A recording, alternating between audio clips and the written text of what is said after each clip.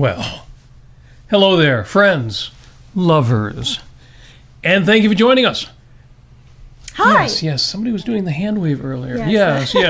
My peoples, thank you, my peoples, my masses. I don't know exactly what that was. It's time to watch Ninochka again. Folks, thank you for joining us. We are glad you are here on this fine July 7th, 2024, just 3 days after Independence Day. This is America. If you just say July 4th, people get mad. You don't know what the holiday's about. No, 3 days after July the 4th, and that means we have been celebrating Independence Day out of town. We've been on the road. I know we kept it hush-hush. Not too many people know. I hate to have our house setters molested by the kind of people who will bother our house while we're gone, but it was a great road trip out to Iowa. Iowa. Davenport, Iowa, in the Quad Cities area near Rock Island and Moline and some other... I don't know what the fourth city is. What's the fourth? Who knows what the fourth of the Quad Cities besides Davenport, Moline, and Rock City, or Rock Island, Rock City Island. Actually, Rock Island's... It's not all an island. There is an island in Rock Island, but the city is also Rock Island, even though it's not an island. Anyway, folks, thank you for joining us. So let me go through the intro real quick. There's not going to be a lot. It's Sunday. It's July 4th, 7/7, a very special day. Where are we at here? The 189th day of the year. Okay, we're well into the year and rocking and rolling, and hopefully you are having a great year so far. The 177 days left to make it great if it's not already, or just to continue being your fine, badass self. Ooh. 171 days until Christmas. And don't become a house molester, okay, kids? And don't molest our house. No, our house sitters. Well, don't molest the house either. There are better things to molest than houses. And structures, 116 days until Halloween, since we're being all weird. Might as well get that out there, too. And on this date, nothing happened that I want to talk about, so I'm not even going to talk about it. Well, a couple of birthdays, but it is World Chocolate Day. So, in the cup... as you see on my lip, it's hot chocolate with whipped cream. I'm just going to have to test this out. Careful, it's a little hot. Oh, it is really hot. Yeah. I make it extra hot so it stays hot through the show. So Yum. If you've got chocolate, you should be having chocolate. I've got other chocolate here. It's just commercial stuff. Ghirardelli's Squares. We've got the ever-popular York Peppermint Patty and the Hershey's Nuggets dark chocolate with almonds. Amy, if you want to join me, for World Chocolate Day. And folks, if you've got them out there, light them up, smoke them. Chocolate, I mean. And that's why you don't get coffee I don't know today. about smoked chocolate, but... Smoked chocolate. I actually, we went to a chocolatier in Davenport, Iowa, which was really great, called Chocolate Manor. And I got some really, really interesting chocolates, but none of them were smoked flavor. Yeah. But one was absinthe flavor.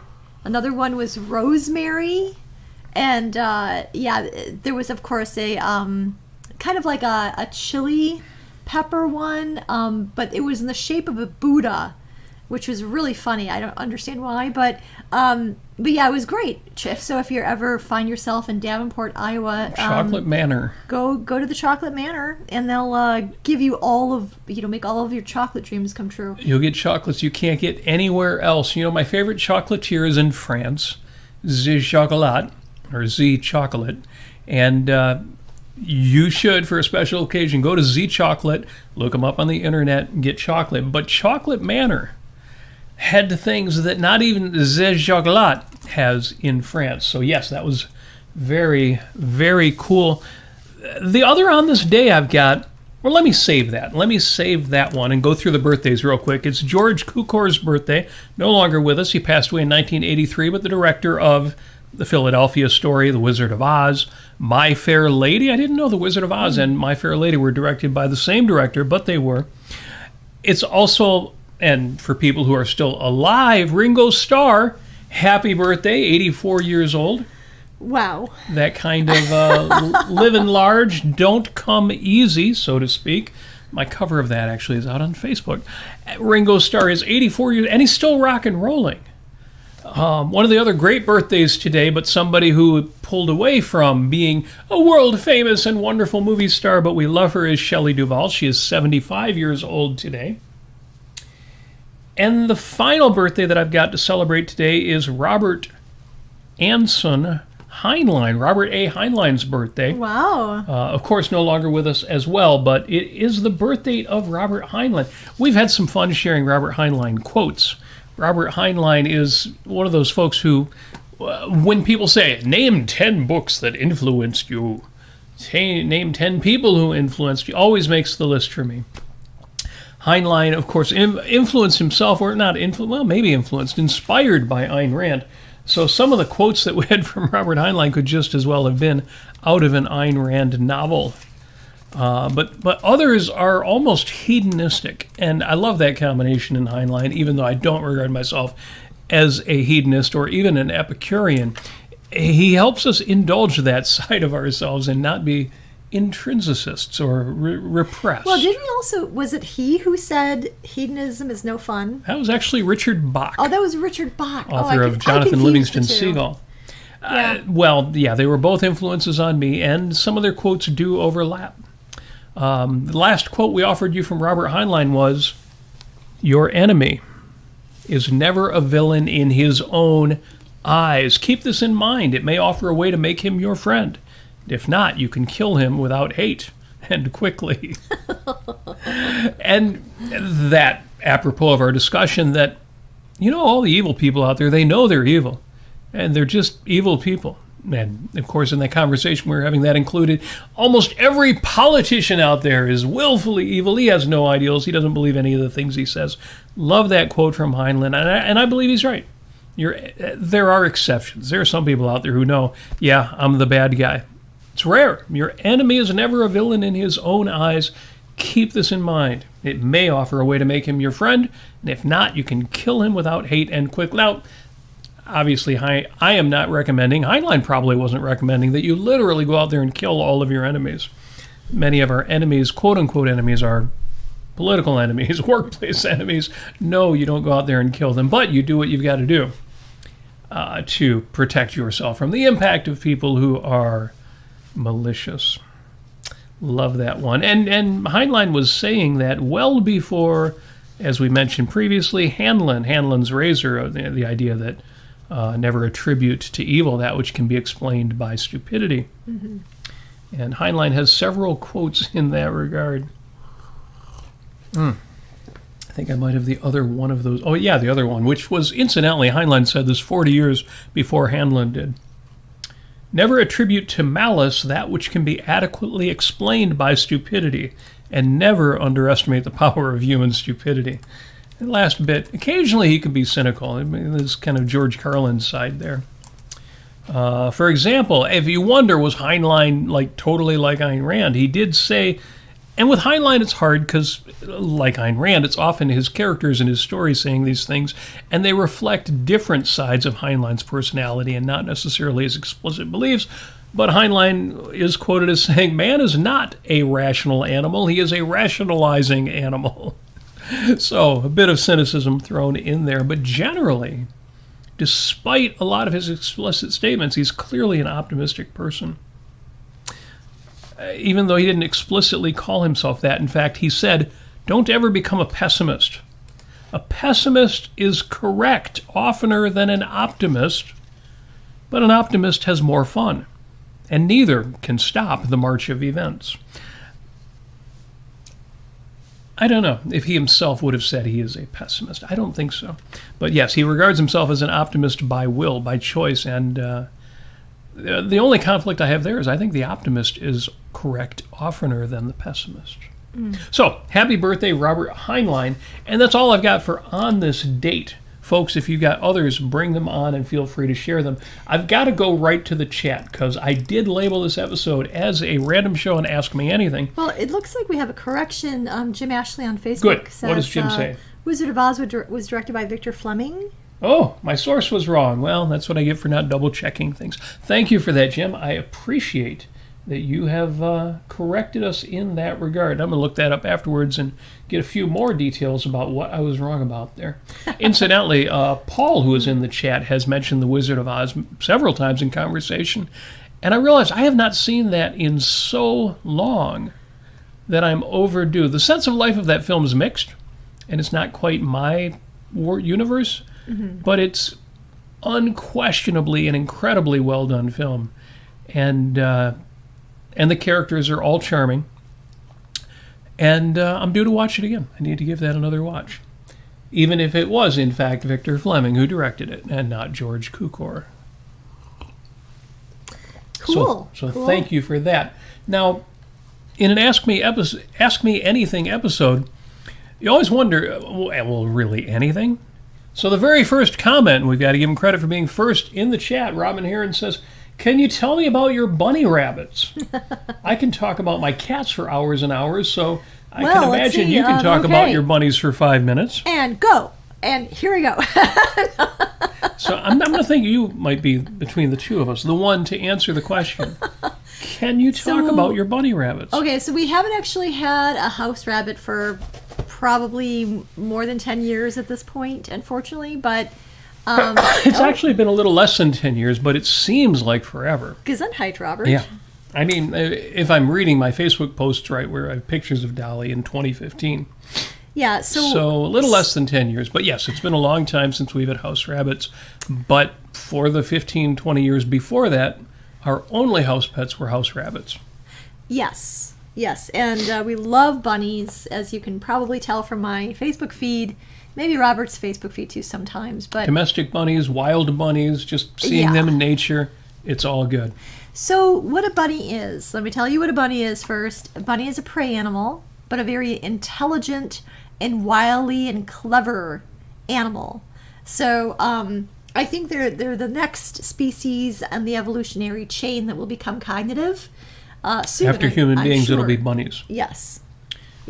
I think all the monkeys are kind of in their own world, and they're just not going to go anywhere at this point. But no, that seems to have stopped. Humans came off the monkey line, and then the monkeys are all stalled. I think it'll be the rabbits next. Yes, I do believe so. And but now let me tell you. Okay, so house bunnies, I'll just say. So they were developed basically in Europe over a long time by monks and other strange people in Europe. Anyway, they developed all kinds of different breeds throughout so many hundreds of years. And there's more and more breeds coming out each day. And the thing about house rabbits is that, bunnies do multiply, pretty quickly. They can, especially if you hand them a calculator, have a pretty short gestation. No, they need to be cycle fixed. And, yes. Yeah, they need to be spayed and neutered, and you can do that to a bunny. Yeah, I guess fixed is kind of a rude way of putting it. They weren't broken; they just needed a little toning down. But the thing is that we've always gotten our house bunnies through shelters, through or rabbit sanctuaries. There's Great Lakes Rabbit Sanctuary out there. There's all sorts of house rabbit no-kill shelters, basically. Yeah, there's an overarching group called the House Rabbit Society that can help you find resources if you're curious. Go see what a rabbit looks like. Would it be fun to have a rabbit in your house? And let me tell you what it's like living with a rabbit. What is it like living with a rabbit? A domestic bunny, I should say. They can pretty easily be litter trained, especially if they're spayed and neutered. So that's why another reason why it's so important to do that. But they are magical creatures. You will get them. You'll bring them to your home. They'll be a little bit standoffish for maybe a couple of months or a few months even.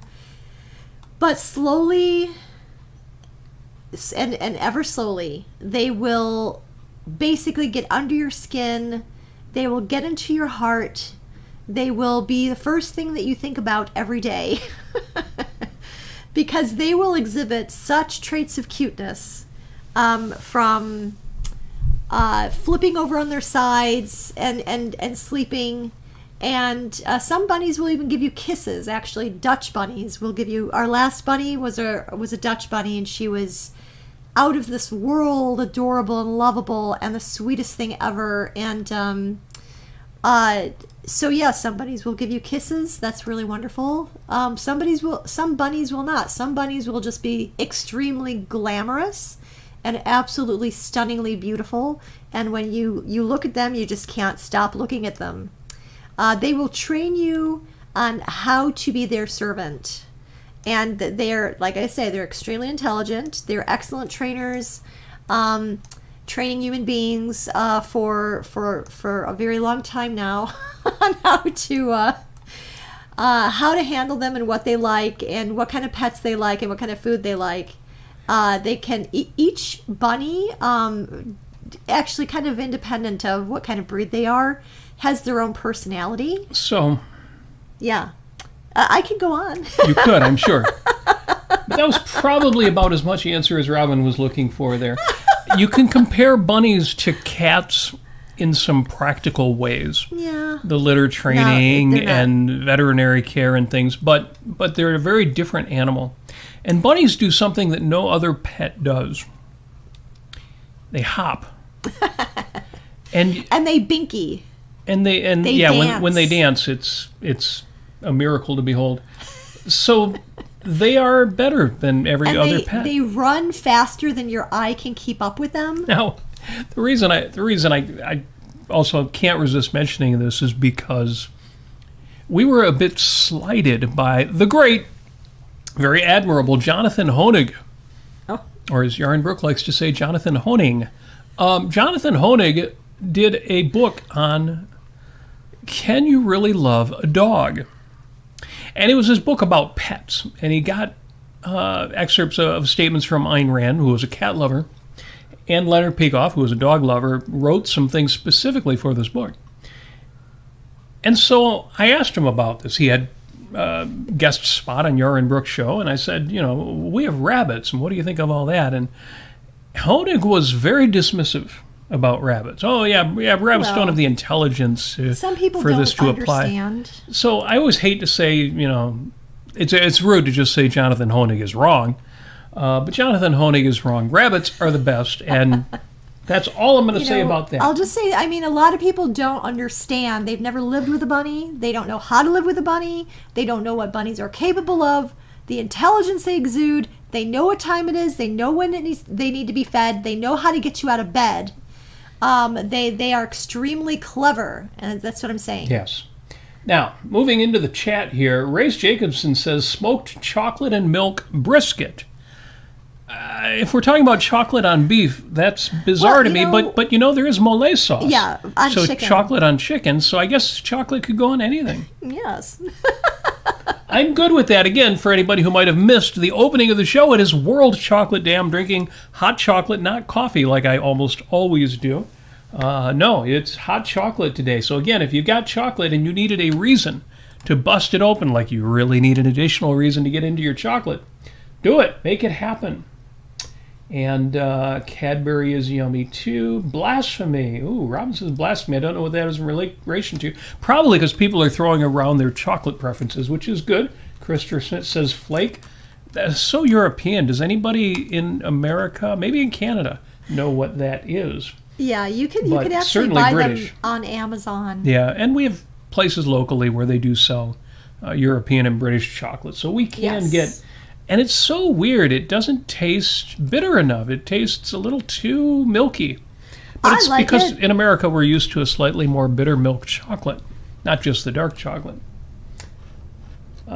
Equal to Reality says, I am eating chili chocolate.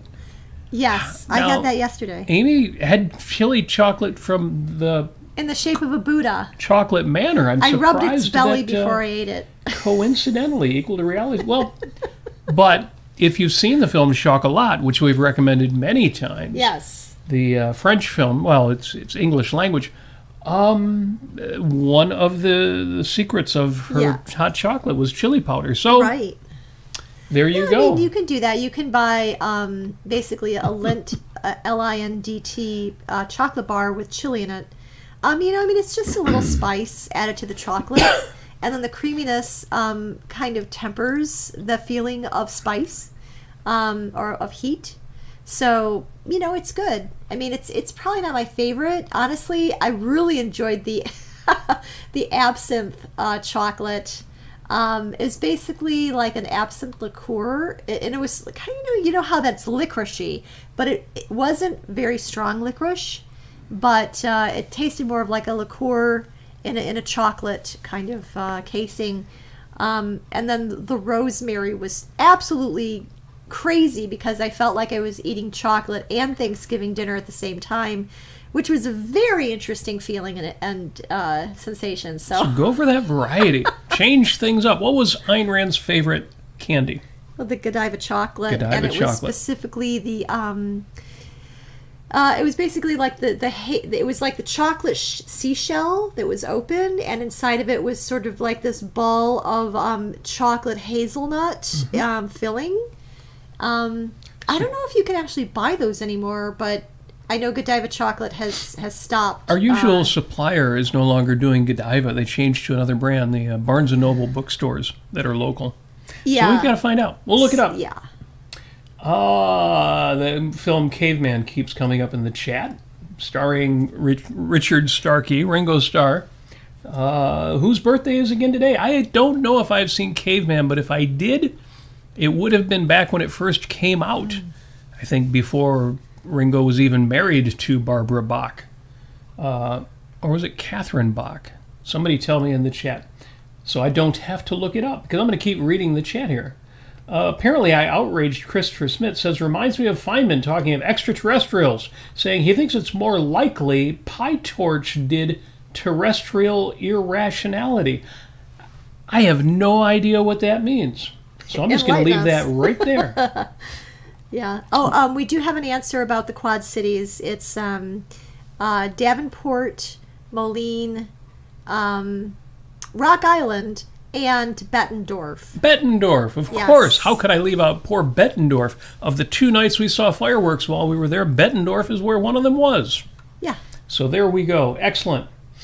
Bunnies are obviously more evolved than goldfish. Well, they're certainly more evolved than goldfish. Although, if you're a Ted Lasso fan, you know the line, be a goldfish.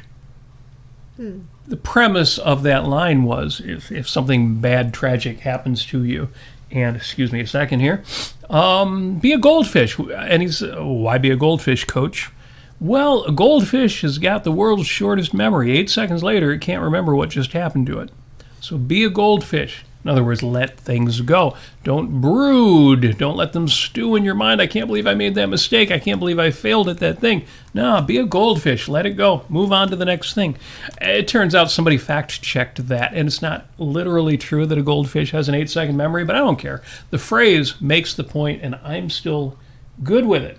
So thank you for that. Jennifer Lineberger says, my pet kangaroo hopped. Okay, Jennifer, did you really have a pet kangaroo? I don't know. just an imaginary one. Yeah, I think we're having some fun here in the chat. Ray says in the chat, here's a question for you guys. What songs do you think I should put in my objectivist metal playlist on Spotify? Hard rock and classic rock is also good. I have a few Rush songs, but we'll add more. No, it should be all Rush songs. That's it. No. Rush is the only objectivist rock band, hard rock band. I mean, it really depends on what you consider metal. Right. I mean, okay, so Iron Maiden is probably my favorite. But would it go in an objectivist metal playlist? Yeah, of course it would. Oh, okay. Good. Good. My favorite song by Iron Maiden is The Loneliness of the Long Distance Runner. And that song goes on, I'll just say. Otherwise, you may want to check out, hardcore punk rock, straight edge punk rock, Minor Threat. Minor Threat's always great on any given day. Yeah, I mean, there are other kind of more sarcastic, less value-oriented punk rock bands, like the Dead Kennedys, for instance, and Black Flag and things like that. But my favorite, my very, very favorite punk rock band is a punk rock, you could say a jazz fusion punk rock band. Because they're Canadian, and a lot of Canadian punk rock bands dabbled in, interesting time signatures, like Rush, for instance. Obviously, Rush is not punk rock, but No Means No is my favorite. Yeah, we talked about No Means No, and if you didn't follow our links in the past, you should look up No. All is one word. Leave out the spaces. No Means No. Yeah. And you will find interesting, unusual punk rock, which kind of leaves punk rock and becomes more like Frank Zappa or jazz fusion at points, and then goes right back to being straightforward punk rock. Yes. Very interesting. Yes. I got to go on the Facebook side here because Jim Ashley says one film that Kukor, I mentioned was his birthday, directed that doesn't get a lot of play or attention is Keeper of the Flame, starring Spencer Tracy and Katharine Hepburn. I did not know that Tracy Hepburn film. He says, released in 1942, it contains a pro-freedom, anti-statist message. All right, great recommendation there. Thank you for that. And he says it's pretty good. Yeah, Jennifer. He also says, rubbing a chocolate Buddha's belly. Have you been seen for that compulsion, Amy? So if you rub the Buddha's belly, it will bring you good luck, happiness, and prosperity. Obviously, the reason why we're so happy and lucky and prosperous here on 5 Minutes with Robert A. Nasir. No. See, I was raised by comedians. I was taught if you rub the Buddha's belly, he pees on your hand. Yes. But that's better. That is much better. No, the reason I say that Rush is the only band that belongs on an Objectivist playlist is because there's just no Objectivist music out there. Or rather, all music is Objectivist music depending on your sense of life and how you take it. For me, the greatest band ever was the band Yes, but I wouldn't call that Objectivist music. Rush really is, given their explicit lyrics. Unless there's other music by Objectivists. If you can find like Stephen Schub's music and Haskalah. Yeah. And music written by Objectivists, but otherwise, no. You find what suits your sense of life, your sense, because it's so much of it is just how you process it, how you take it, what you take it to mean.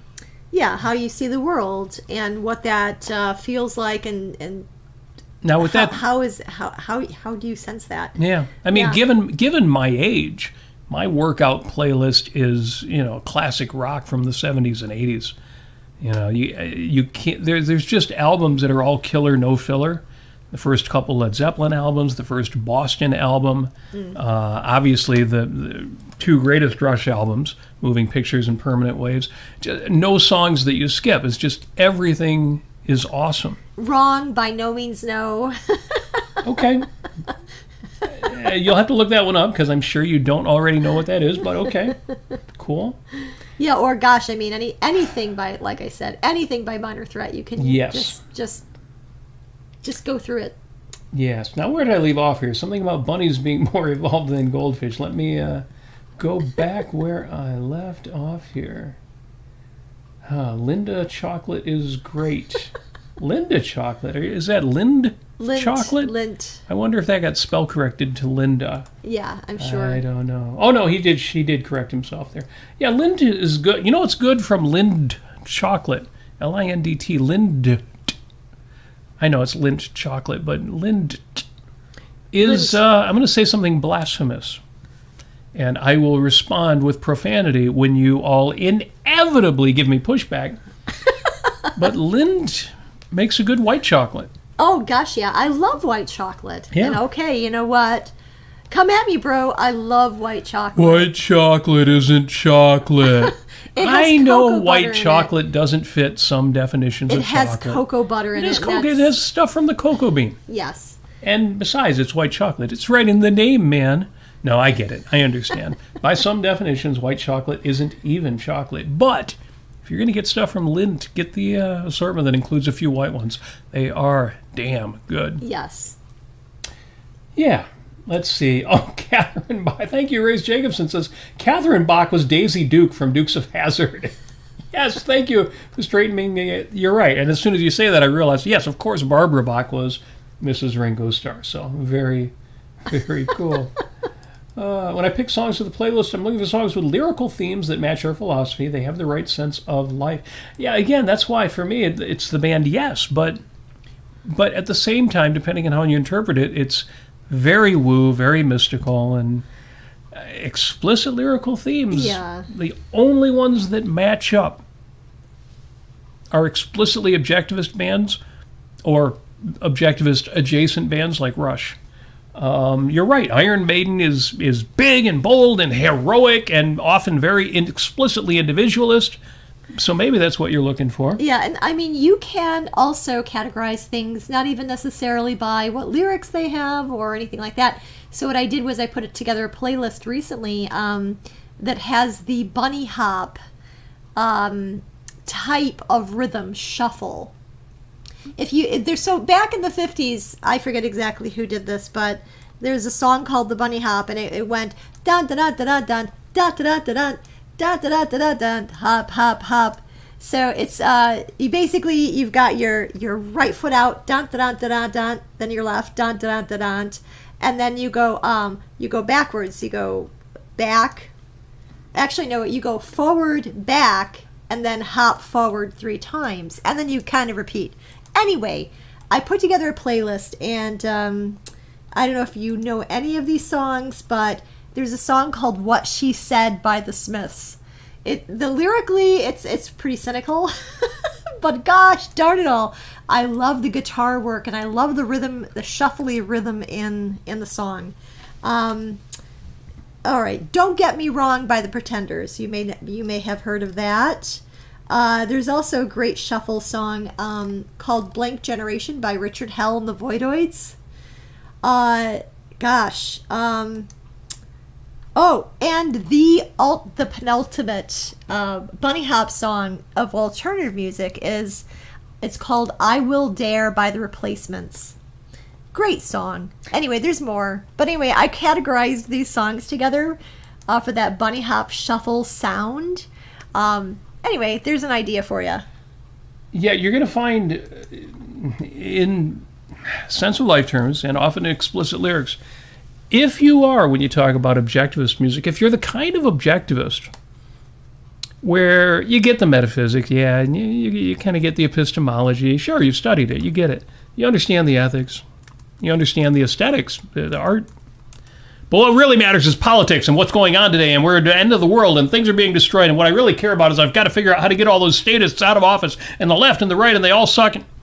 If you're that kind of objectivist, you're going to be drawn to a different kind of music than the kind of person who says, politics, yeah, it matters, but it's not that important. And what really matters is living a rich aesthetic life or living a healthy, ethical life. So again, what music resonates with you is going to depend a lot on what you mean by objectivist. And you can probably tell sort of, if there's a divide there, which side of that I tend to fall on. And it relates to one of the things that I want to talk about. But I kind of want to stick with the chat here for a little bit longer because it's a great conversation going on. Christopher Smith, incidentally, mentions Project 2112. Well, I don't think there is actually Project 2112. I assume that you are referencing Project 2025, the attempt by the Heritage Foundation and other organizations to put together a working plan how to hit the ground running right when the Republicans win the White House in November. Guess what? It's lame. That is as lame as wrong. Well, but that's it is Christian nationalism. It's just, and it doesn't go anywhere with individual rights. It's a hodgepodge. It's awful. I like the quote from Donald Trump where he says, "Yeah, I don't really know what that is," and then he says things like, "Well, parts of it are good." And I'm like, what? Is that because you read it and you know what parts of it? No, it's because he skimmed bits of it. He said, there are parts that I disagree with. But he doesn't say what he disagrees with. That's because he doesn't know what's in there. He has no clue. He skimmed it. He looked at some of it. He's like, yeah, I don't know, some of this is good, anyway. But I don't care what they say. I'm Donald Trump. I'm going to do whatever the hell I want, especially now that I've got extra immunity. I don't care what Heritage Foundation says. Yeah, No, we joked when he was running for office. The first time we didn't really think he'd get elected, how he was just going to put gold lame on the White House and the words, Trump Tower, Trump White House. It's anyway, I absolutely agree with Christopher Smith. What we really need is Project 2112. And, the plans then for how when a Rush fan takes over the White House, we will get more Rush music out there. That's what we really We're need. bringing back the incandescent light bulb, God damn it.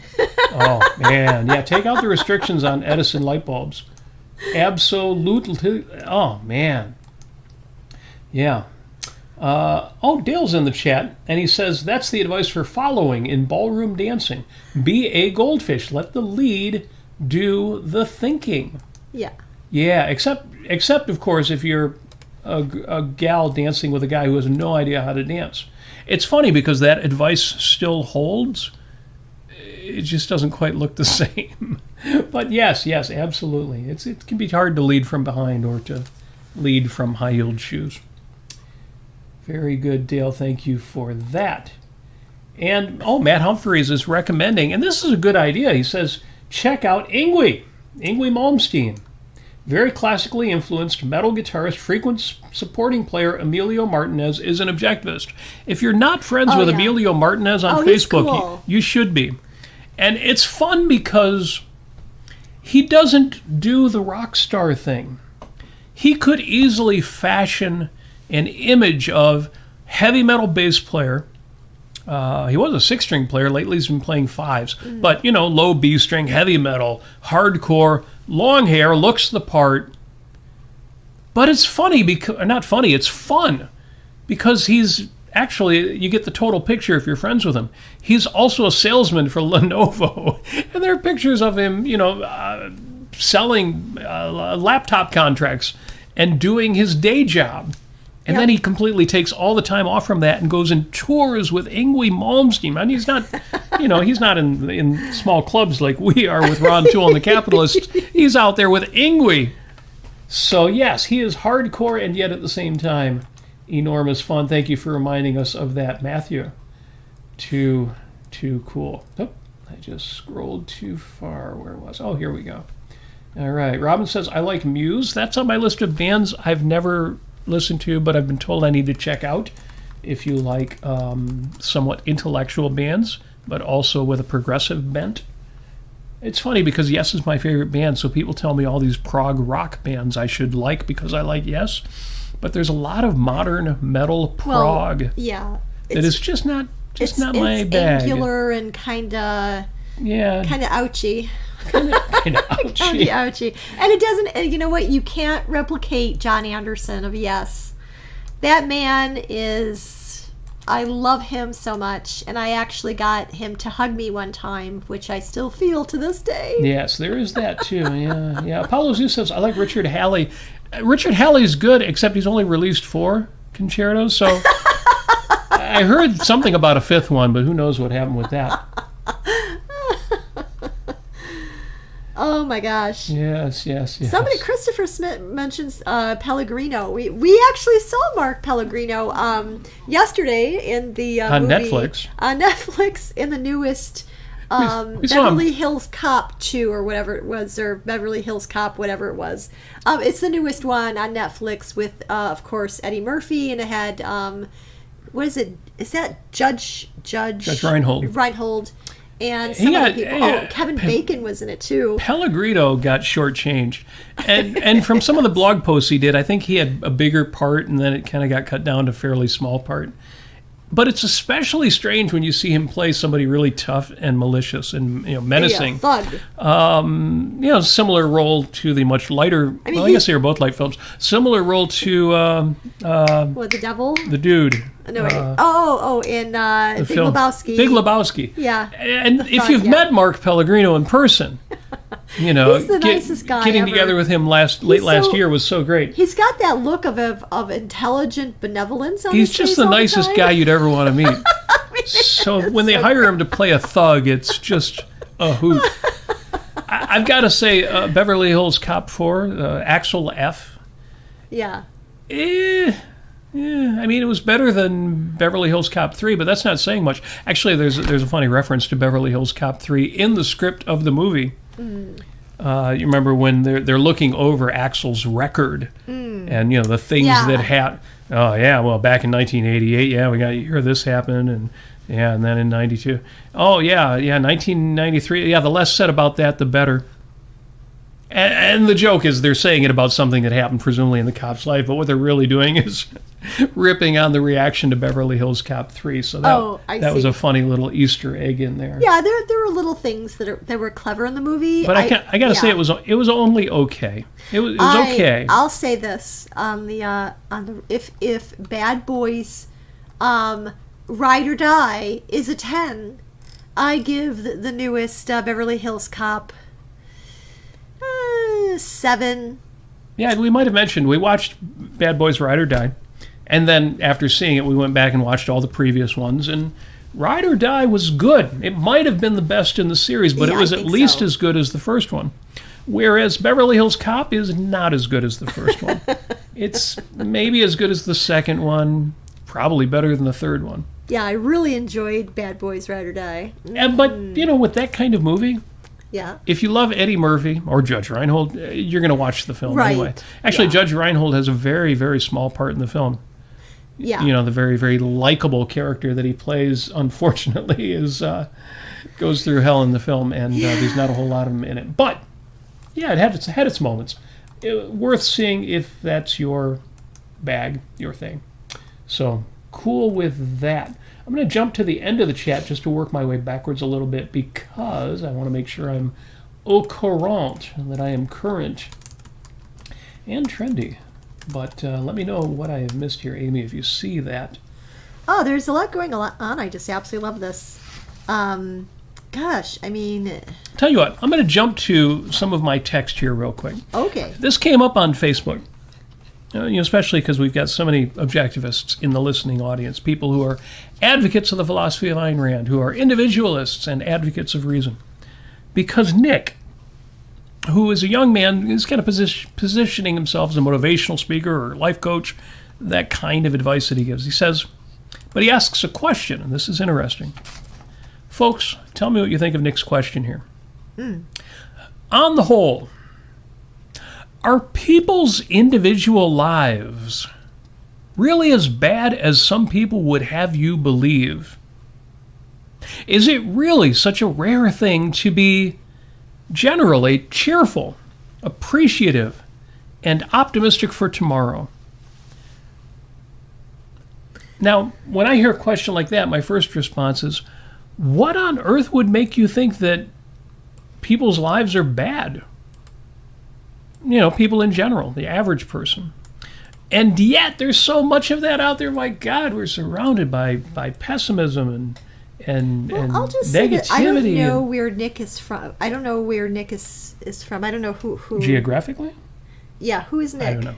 Okay, we don't know. Guy on the internet. Okay, Ayn Rand fan. I don't know anything about this person. Okay. Yeah, smart young man. Okay, gotcha. It depends on where he's at. I mean... Well, geographically it matters because not so much geographically, just what kind of neighborhood are you in, or where are you hanging out, where are you spending your time? What kind of people is he around? What kind? Yeah, exactly. And are you around people, or do you tend to be kind of isolated? On the whole, I'll read it again. On the whole, are people's individual lives really as bad as some people would have you believe? Is it really such a rare thing to be generally cheerful, appreciative, and optimistic for tomorrow? And my answer to that was no and no. Most folks' lives aren't bad. And no, it's not all that rare to find decent people living decent lives and generally enjoying themselves. We've talked about negativity bias before, and negativity bias is the simplest thing in the world. We need to give attention to the bad, the broken, the failed, the threatening. We have to give attention to negative things because, when things go wrong, action is required. We got to guard against, or we've got to resolve an issue, or we've got to manage expectations. Sometimes we've got to condemn bad things. Negativity bias is real, and it does make it all too easy to regard negative things as the norm.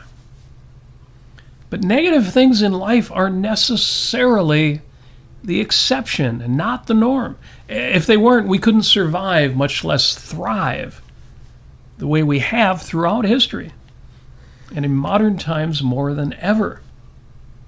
Yeah, if you are living in a situation where the people around you are less than classy, um, go find the classier people. Find better people, and they're out there in quantity.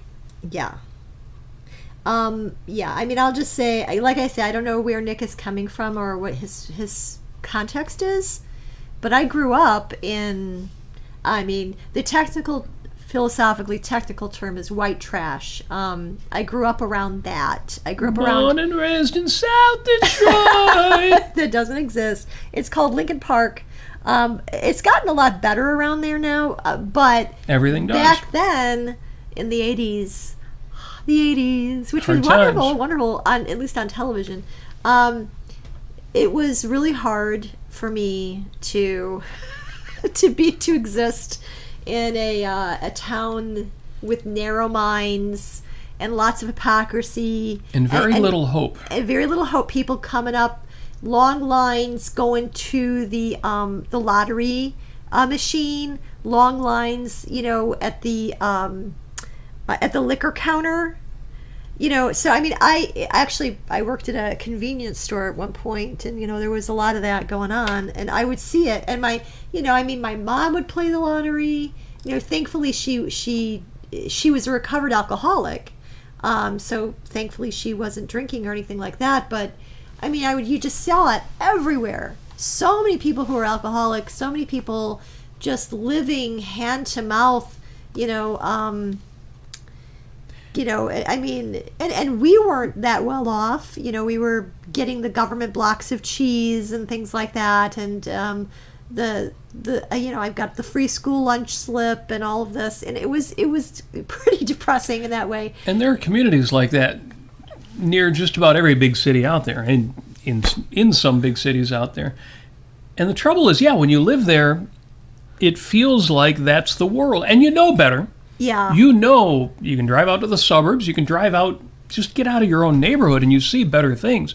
And you think, there are people doing better, living better, and not just that they have more money, but they're just nice people, and they're having a good time. Right. But even though you can see that your situation is the exception, if you're living it, if you're there every day, if that's what you see every day, and not just looking around you, but having to go to school there or having to go to work there, it feels like that's the world. I'll just say, don't stop believing. Hang on to that feeling.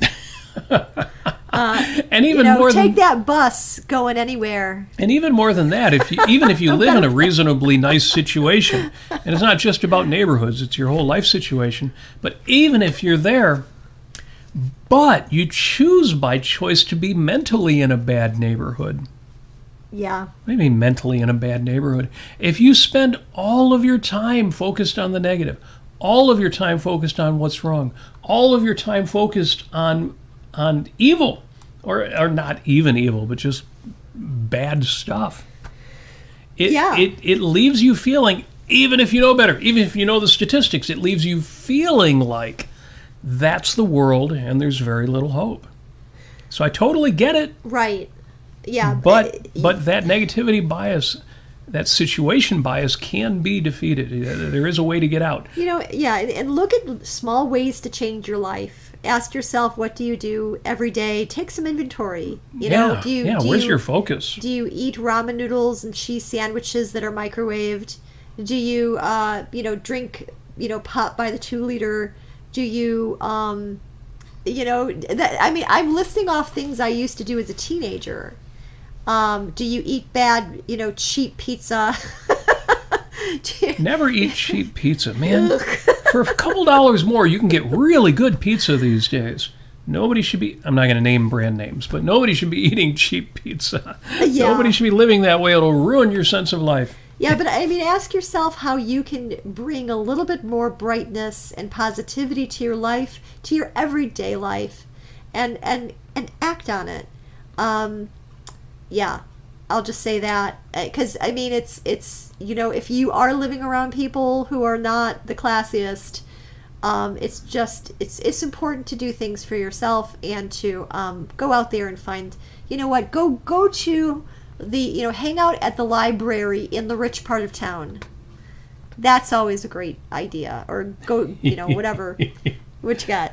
It's just Dale's listening to us talk about the city, and he says, "Is it Detroit or Detroit?" Nobody says Detroit except sports broadcasters, as they should. I'm all for it, but or you could say Detroit. Detroit.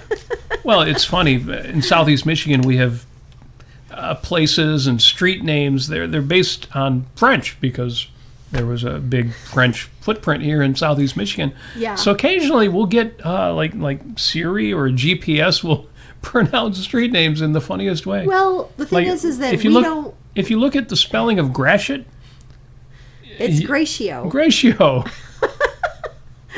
Yeah, or I mean, there's all sorts of street names around here that the GPS will never be able to say correctly. But yes, Dale, it is of course Detroit. It's not even Detroit or Detroit. It's Detroit. It's Detroit. But it's not Detroit. It's just Detroit. It could be a D apostrophe. That might be the better way to yeah, because it is kind of D apostrophe.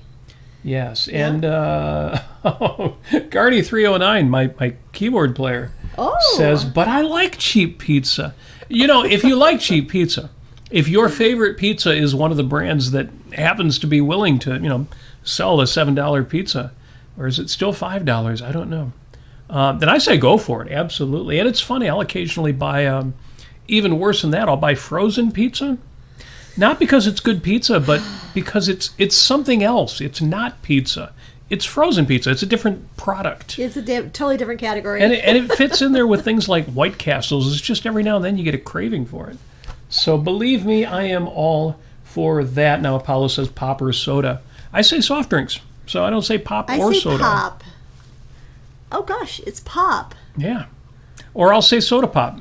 So, yeah, I don't fall into either. Sometimes I will only say, when you say soda, it's like having a coworker who is a trans person, and they go by the pronouns they, them.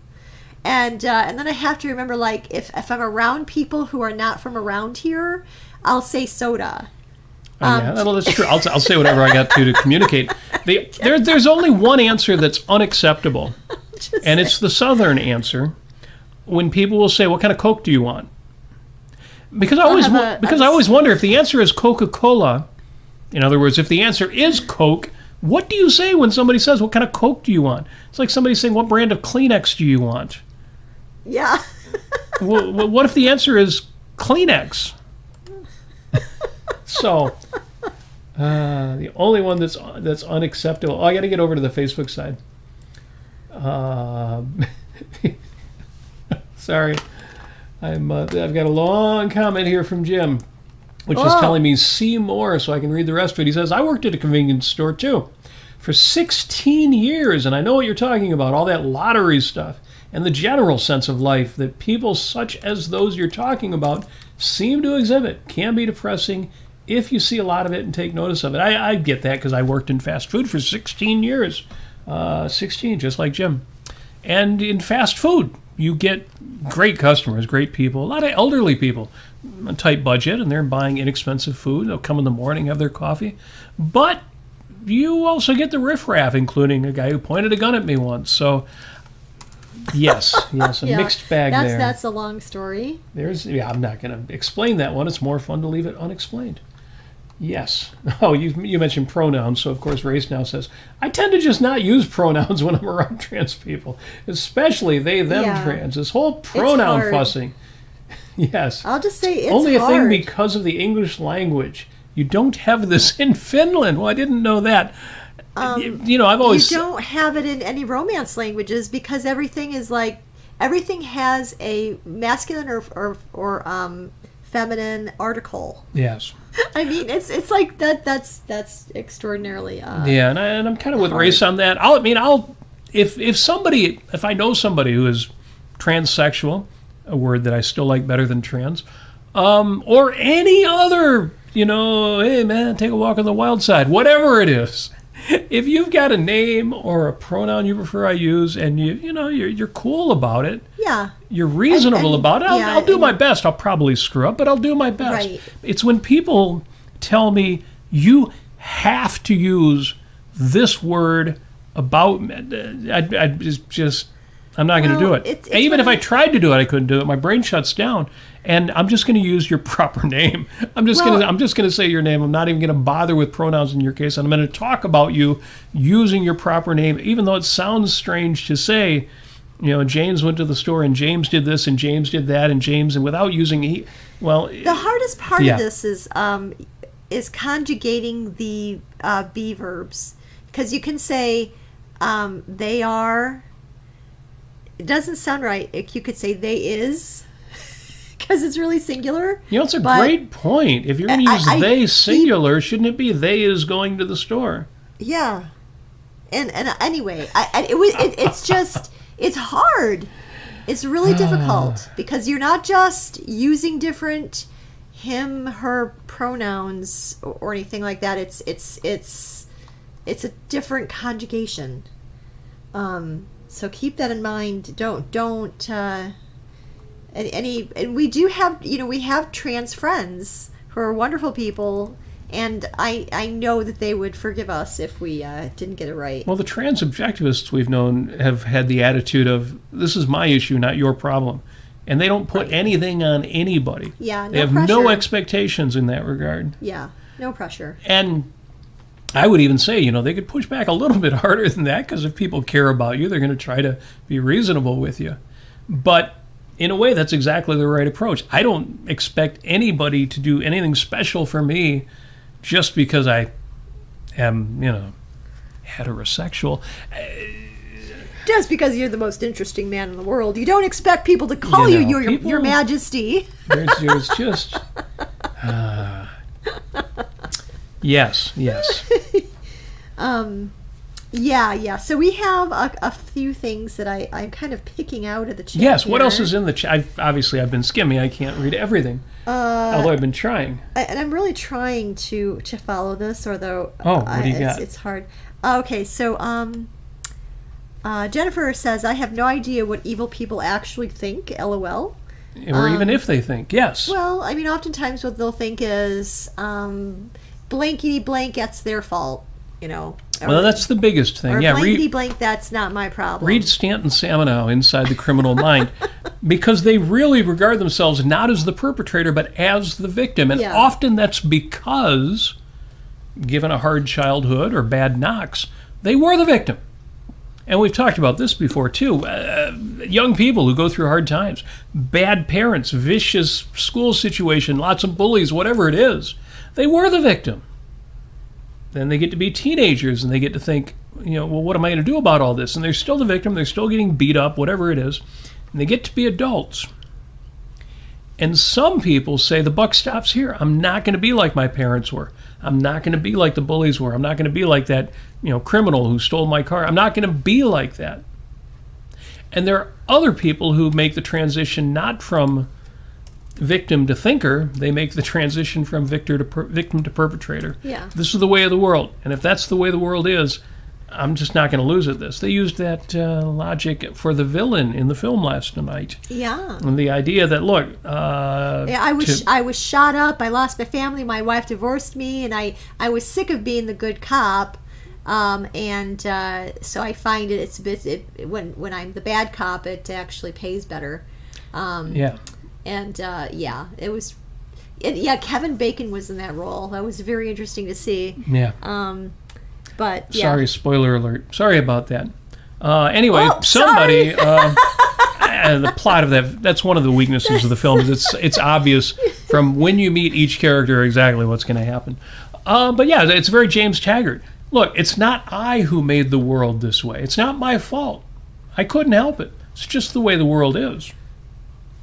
Yes. Yeah. So yeah, that is the answer in many cases. What they think. And again, it's why Heinlein says, your enemy is never a villain in his own eyes. Yeah. The gangster says, look, I didn't make the world a gangstery kind of world. I'm just making sure that I'm not losing. I'm not, and they'll even say, well, it's not just for me. I'm taking care of my family. I'm making sure my people, my friends, my circle of friends are not victims of, it's a gangstery world.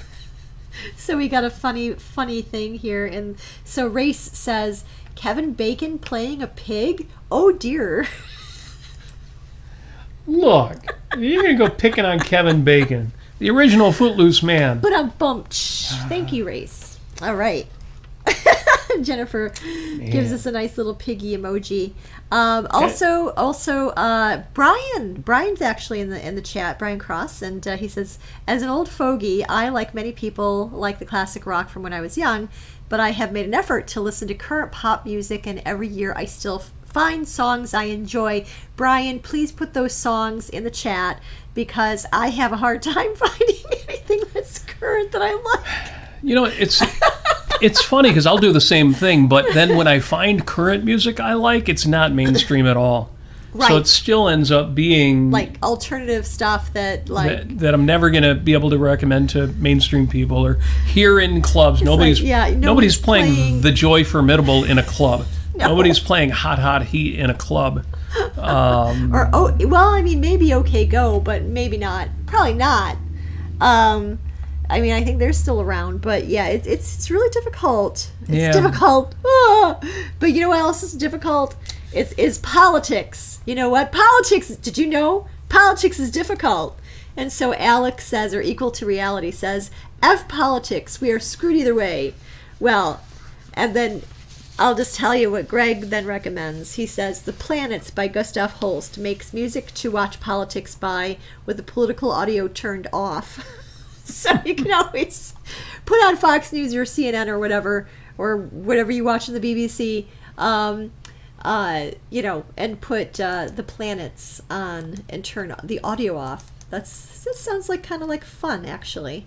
But yeah. Okay, so, and most importantly, Dale recommends try chocolate banat, 100% chocolate.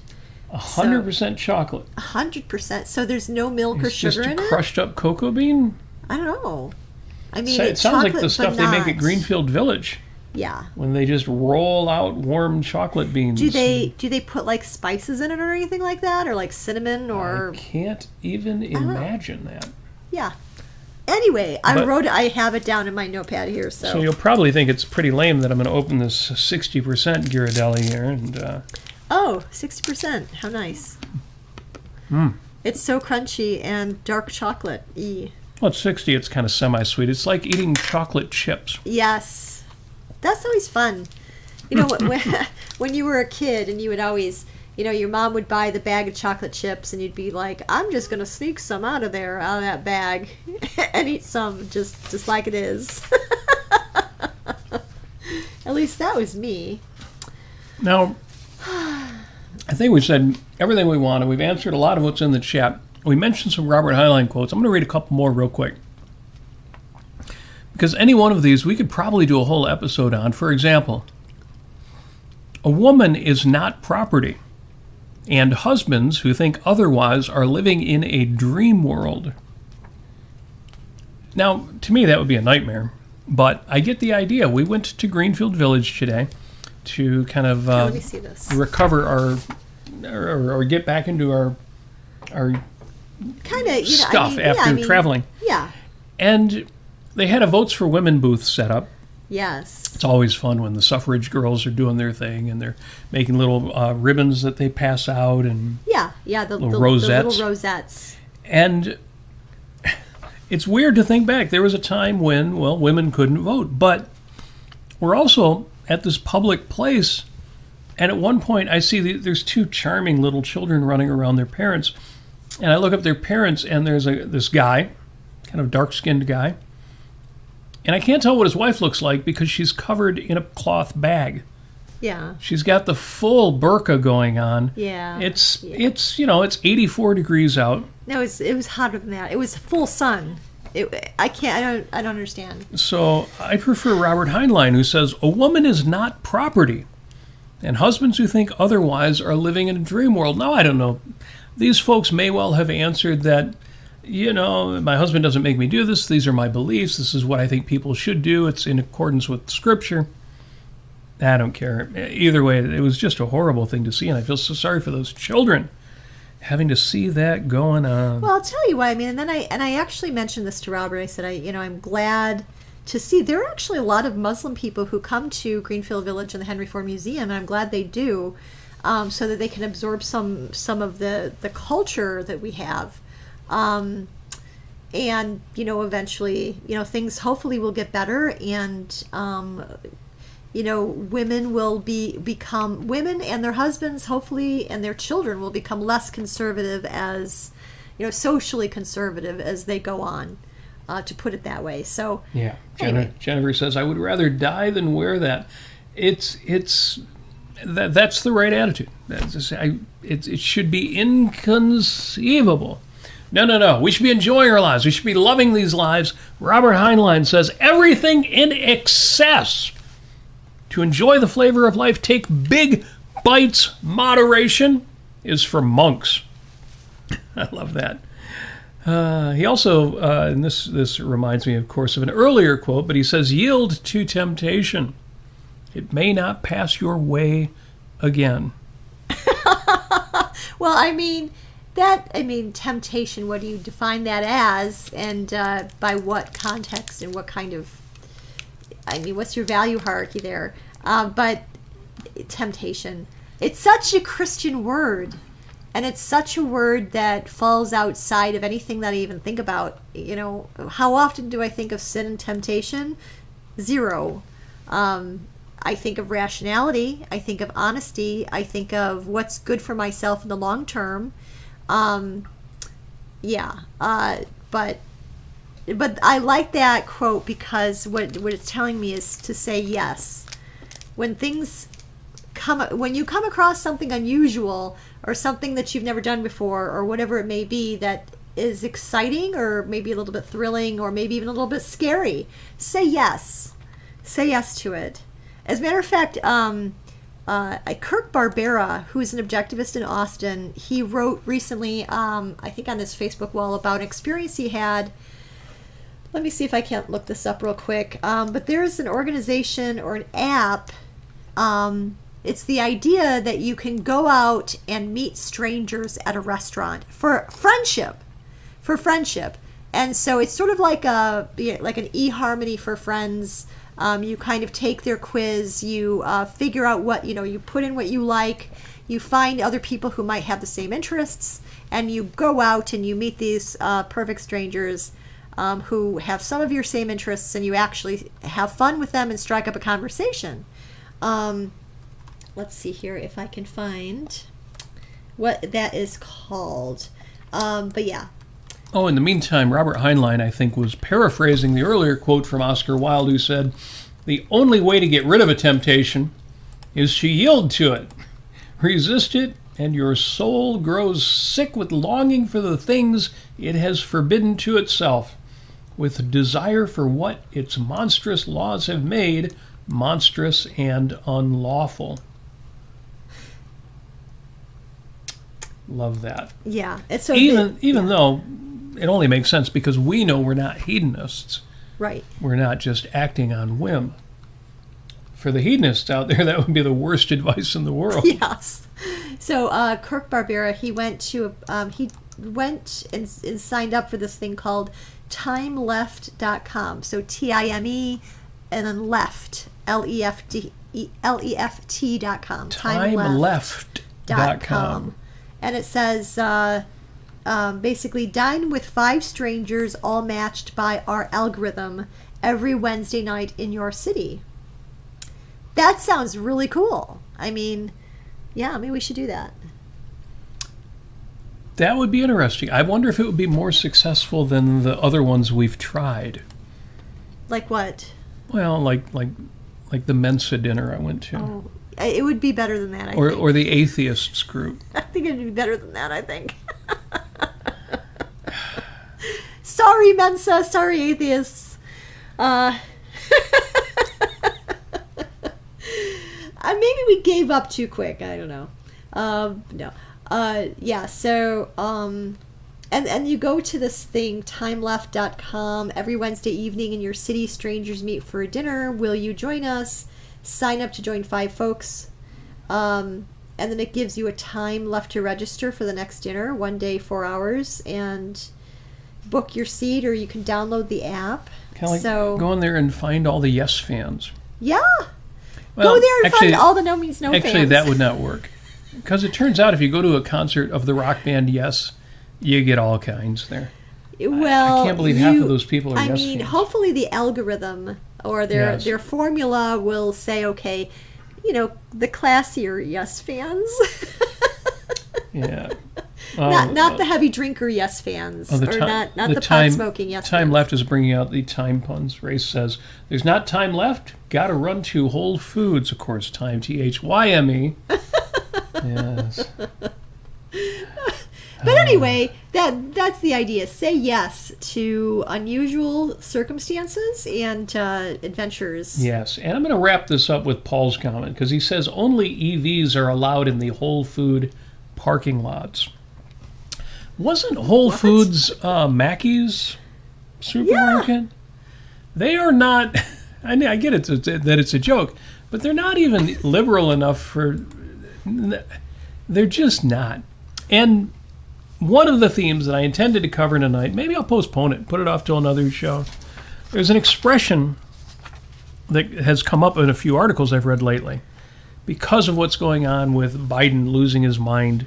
No, he's not going crazy. He's just losing his mind. He's just...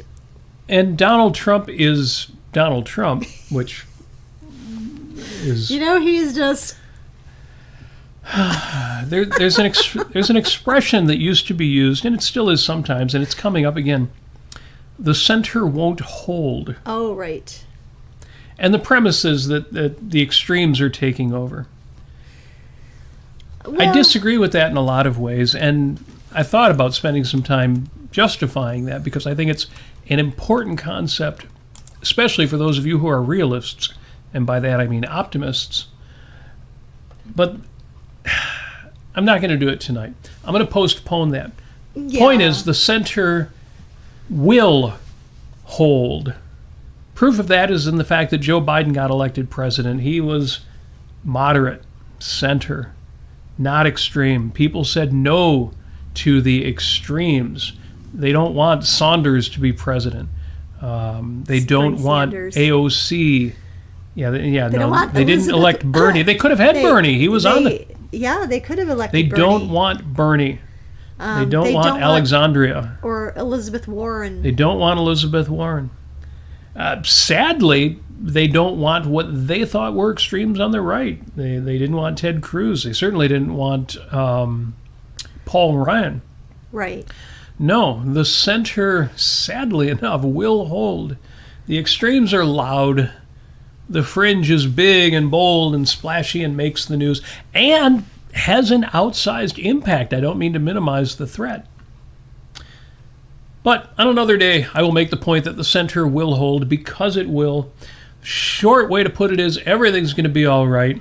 The real answer is not everything's going to be all right, but basically enough of everything will be all right that life is going to continue to improve.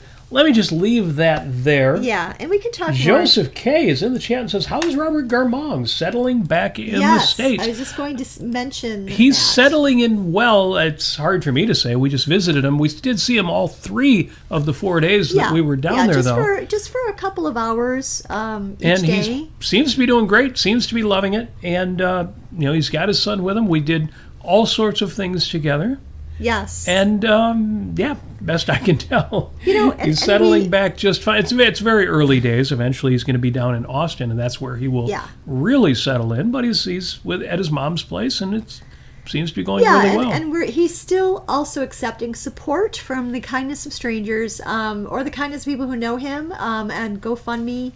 I think it's GoFundMe/support Garmong or something like just Garmong. Search his name and GoFundMe, and it will take you right to that page. And the GoFundMe is still up. Hey, y'all are awesome. You got him through life-threatening cancer. Now we just got to get him settled in Austin. Yes. Yeah. So it was very satisfying to see him as healthy and happy as he is. And eager to attend fireworks. We ended up going to 2 different fireworks on 2 different evenings. That's right. Of course, his son Roman was enthusiastic about fireworks. So he killed us in bowling, although I actually did tie with him the second game. We had 2 games of bowling.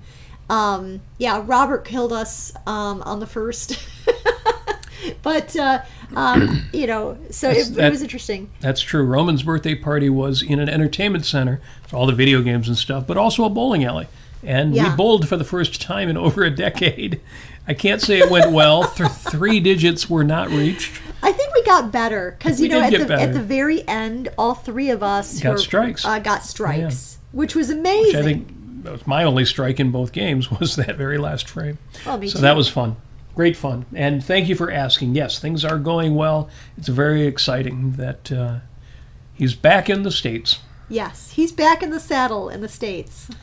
Back in the and we have, again. Honestly, we have too much to say about our trip. So yeah, we could have done a whole travel log like we've done in the past. But I really wanted to hear more from you guys, and we did. There is more in the chat.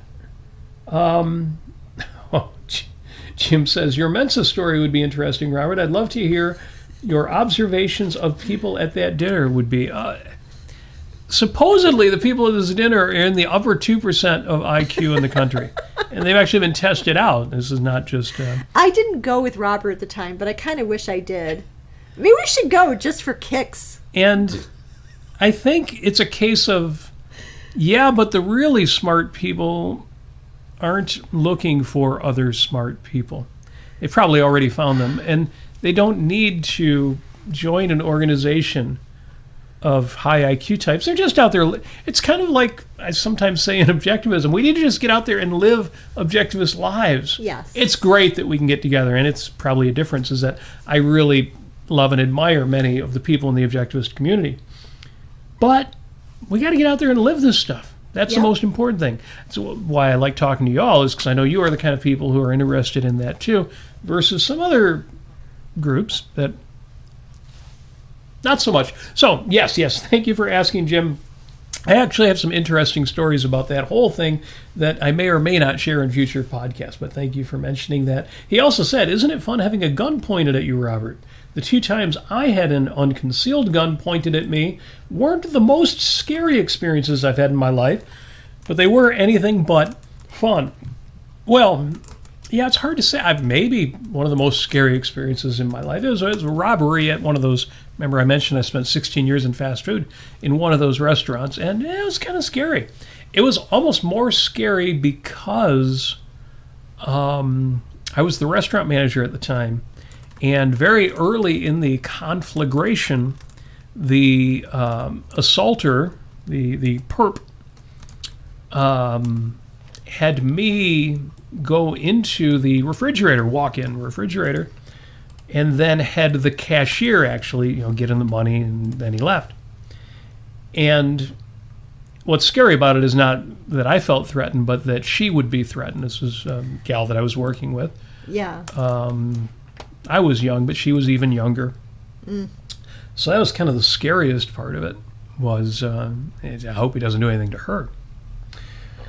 Not to get into that and end the show on that note, but except that everybody was fine. But right? Everybody was fine. Yes. Some money was lost. Let's not leave that. Let's leave you hanging about that. All right. I'm like, man, is there something else in the chat I should end on instead of that? Well, Apollo, of course, he gives us the super easy question. What is the meaning of life? That one's easy.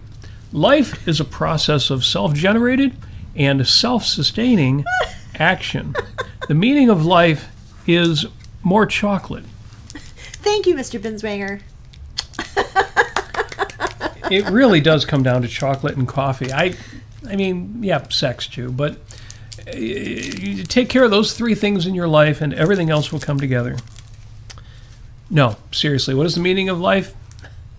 Meaning has to be something that comes from your decision about what to pursue. Yes. It can't be imposed. Life would be meaningless if, for example, if there was a deity, a god, imposing meaning on you. Because it would be no more arbitrary than any other person saying, here's what you should do with your life. Here's the meaning of life. No. Meaning, purpose has to be chosen. Yes. The meaning is make good choices. Well, that's a prerequisite, but okay, I'm good with that. And find happiness in the things that you choose. And go to my Substack, substack.com/Robert Nasir. Oh, no, it's robertnasir.substack.com, where you will find the answer to the question, what is the meaning of life? There are 2 posts that together answer that. The first one is called It Comes Down to This. And the second one, I think it might just say purpose on it. So, question answered. You're welcome. And leave a tip. What do you mean leave a tip? You don't have enough subscribers yet to have Super Chat. You're right, but if you go to robertnasir.com, you will find a link to patreon.com/robertnasir. For monthly contributions, you can give us coffee every month. Enough money to finance this operation. Or, like, I don't know about that. I want to do a one-time contribution. Yeah, you can do that too. PayPal.com/robertnasir. Both of those links, robertnasir.com. And that's it. We're out of here. We're gone. We're leaving. Oh, wait. First, before we go, thank you for joining us. We will be back next week with a regular episode because we won't have been traveling all week. And with a Post-it note, because I don't think you have one. And we will be back next week with a Post-it note of the week, which I don't have this week at all, so I'm still going to be using the Post-it note from last week. And, yeah, we'll be back next Sunday. I want to thank you for joining us. I want to tell you, because it's absolutely true, that you are the best audience in podcasting. Because you're here. Who the hell gives crap about all those other people who aren't here? But seriously, you really are the best. Do appreciate you being here. Especially appreciate you all in the chat tonight. Have an outstanding week. We're just going to leave you with our wishes for happiness, for success, for flourishing, and as